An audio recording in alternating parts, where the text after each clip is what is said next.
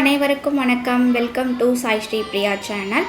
எல்லோரும் எப்படி இருக்கீங்க? நீங்கள் எல்லாருமே நல்லா இருப்பீங்கன்னு நான் நம்புகிறேன். நானுமே சூப்பராக இருக்கேங்க. இன்றைக்கி டியூஸ்டே எடுத்த ஒரு vlog தான் பார்க்க போகிறீங்க. நான் எப்போவுமே உங்களுக்கே தெரியும், என்னோடய பூஜை ரூமை ரொம்ப கலையாகவும் அழகாகவும் வச்சுக்கிறது, மெயின்டைன் பண்ணுறது எனக்கு ரொம்ப பிடிக்கும். அதனால் நான் இந்த மாதிரிலாம் வேலையெல்லாம் செஞ்சிட்ருப்பேன். நான் டைம் மேனேஜ்மெண்ட் பண்ணுறேன், எப்படி இந்த பூஜை ரூமை நீட் அண்ட் க்ளீனாக வச்சுக்கிறேன், அது எல்லாமே ஒன் பை ஒன்னாக சொல்ல போகிறேன். இது யார்கிட்டேருந்து எனக்கு வந்தது, நானாக இதை ஏற்படுத்திக்கிட்டேன்னா, யாரை பார்த்து நான் இன்ஸ்பயர் ஆகி இந்த மாதிரியான பூஜை வேலையெல்லாம் ஈடுபடுறேன் அப்படின்றது எல்லாமே உங்ககிட்ட நான் ஷேர் பண்ண போகிறேன். இது எல்லாமே பார்த்திங்கன்னா ஜீன் தாங்க. எங்கள் அம்மா பார்த்திங்கன்னா, எங்கள் அம்மாவும் இப்படி தான் சாமி மேலே ரொம்ப அதீத ஒரு நம்பிக்கையோடு இருப்பாங்க. அவங்கள கும்பிட்டா, அந்த கடவுளை கும்பிட்டா போதும், அவங்க எல்லாமே பார்த்துப்பாங்க அப்படின்ட்டு நினைக்கிற ஒரு கேரக்டர் அவங்கக்கிட்ட இருந்து தான் எனக்குமே வந்ததுங்க. இப்போ ஈவன் இந்த நாள் வரைக்குமே அவங்களுக்கு 65 இயர்ஸ் ஆகுது. இப்போ வரைக்குமே அவங்க அந்த சாமி கும்பிடுறது, நெய்வேத்தியங்கள் வைக்கிறது, நல்ல நாளில் இந்த மாதிரிலாம் இருக்கணும் அப்படின்னு சொல்லிட்டு பண்ணுறது எல்லாமே இப்போ வரைக்குமே செஞ்சுட்டு தான் இருக்காங்க. அதுலேருந்து தாங்க வந்தது எனக்கும் இந்த பழக்கம். ஏன்னா அவங்க பண்ணும் போது எல்லாமே சின்ன வயசில் இருக்கும் போது அவங்க ஒரு சில கல்யாணம் ஆகிறதுக்கு முன்னாடி அப்போ என்ன பண்ணுவாங்க அப்படின்னா, வேலை செய்ய சொல்லுவாங்க. இந்த பூஜை பாத்திரம்லாம் வியாழக்கிழமையே தேய்க்க சொல்லுவாங்க. வாரத்தில் ஒரு நாள் கண்டிப்பாக பூஜை பாத்திரம் தேய்க்கணும். ஸ்கூலுக்கெலாம் போயிட்டு டயர்டாகி வரும்போது பார்த்திங்கன்னா இந்த பூஜை பாத்திரம்லாம் எடுத்து போட்டு வச்சுருவாங்க, தேய்ச்சி கொடுக்க சொல்லுவாங்க. ஈவன் எங்கள் அப்பா தவறிட்ட பிறகு கொஞ்ச நாள் கும்பிடாமல் இருந்தாங்க. அதுக்கப்புறம் எல்லோரும் சொல்ல, இவங்களுக்கும் ஒரு மன திருப்தி வேணும் இல்லையா, ஏதாவது ஒரு வேலை செஞ்சுக்கிட்டே இருந்தோம் அப்படின்னா நிறைய கஷ்டங்கள் நம்ம நிறைய யோசிக்க மாட்டோம். நமக்குள்ளே நிறைய யோசனைகள் வராது. அடுத்தடுத்து வேலை இருக்குது நம்ம ஓடிக்கிட்டே இருப்போம். அதனால் பார்த்திங்கன்னா இந்த வேலை இருக்குது, நம்மளுக்கு உட்காரத்துக்கு டைம் இல்லாமல் நம்ம வேலை செய்கிறோம் அப்படின்னா நிறைய நெகட்டிவான தாட்ஸ் நம்மளுக்கு வராது. அப்படின்றதால நானுமே இந்த மாதிரி வேலையில் நானே ஈடுபாடோடு நிறைய செய்ய ஆரம்பித்தேன். எங்கள் அம்மா இது வரைக்குமே இப்போ வரைக்குமே இந்த விரதம் எல்லாமே இருந்துட்டு தான் இருக்காங்க. அவங்கள பார்த்து தான் நான் இதை இன்ஸ்பயர் ஆகி பண்ணிகிட்ருக்கேன். நல்லாவும் இருக்குது, இது பண்ணும்போது நல்லா இருக்குது, மனசுக்கு திருப்தியாக இருக்குது. நம்ம ஏதோ ஒன்று பண்ணுறோம், ஏதோ ஒரு நம்ம செய்கிறோம், கடவுளுக்காக நம்ம மனதார செய்யும் போது அவர் ஏதோ ஒரு வழியில் எனக்கு நல்லதை மட்டுமே கொண்டு போய் கொடுத்துட்டே இருக்காரு. நீ இந்த பாதையில் போ, நான் உனக்கு எல்லாமே நல்லதே செய்கிறேன் அப்படின்ட்டு என்னை கொண்டு போயிட்டுருக்காருன்னு நான் நம்புகிறேங்க. அதனால் எனக்கு இதை செய்கிறதுல எந்த ஒரு அலுப்புமே கிடையாது. எந்த ஒரு மன கஷ்டப்பட்டு நான் சாமி கும்பிடவே மாட்டேன். இஷ்டப்பட்டு ரொம்ப எப்படியெல்லாம் நான் என்னோடய பூஜை ரூமை டெக்கரேட் பண்ணணும், என்னென்னலாம் சாமி வாங்கணும் அப்படிலாம் யோசிச்சு தான் ஒன்றுத்தையும் நான் பண்ணிகிட்ருப்பேன்.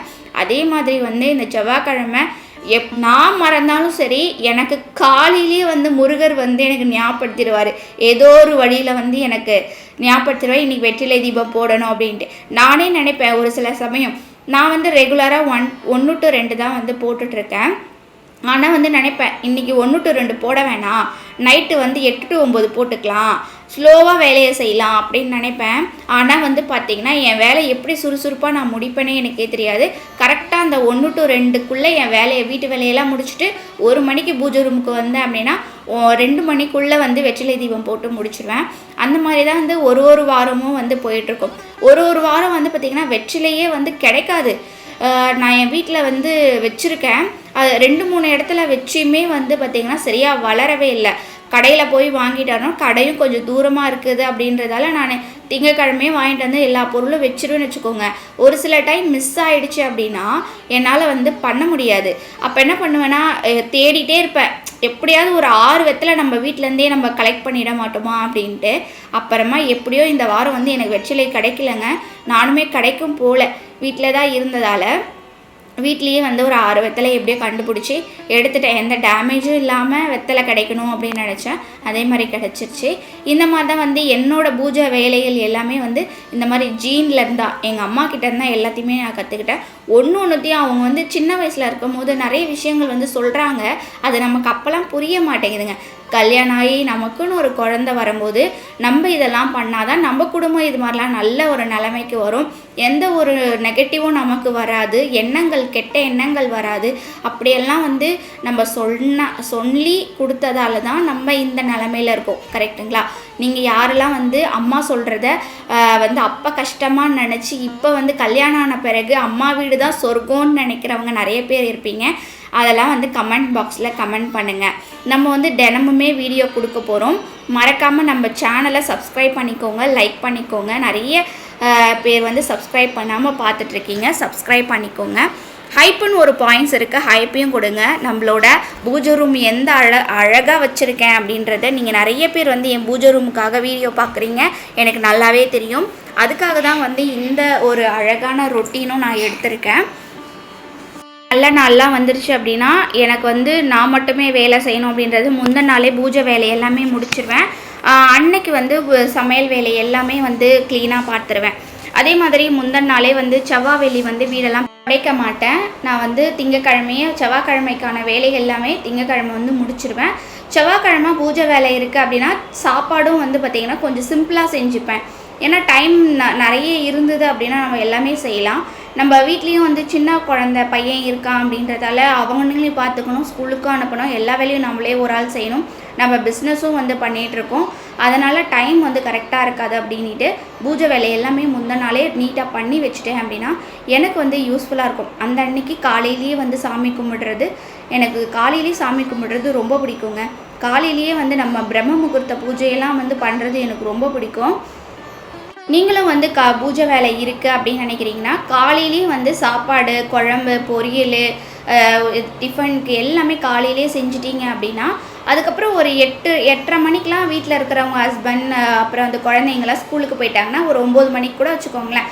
அதுக்கப்புறமாட்டுக்கு நம்ம எல்லா வேலையுமே பூஜை வேலையாக இருக்கட்டும், நம்மளோட ஷெல்ஃப் கேராக இருக்கட்டும், எல்லாமே நம்மளே பண்ணிக்கலாம்.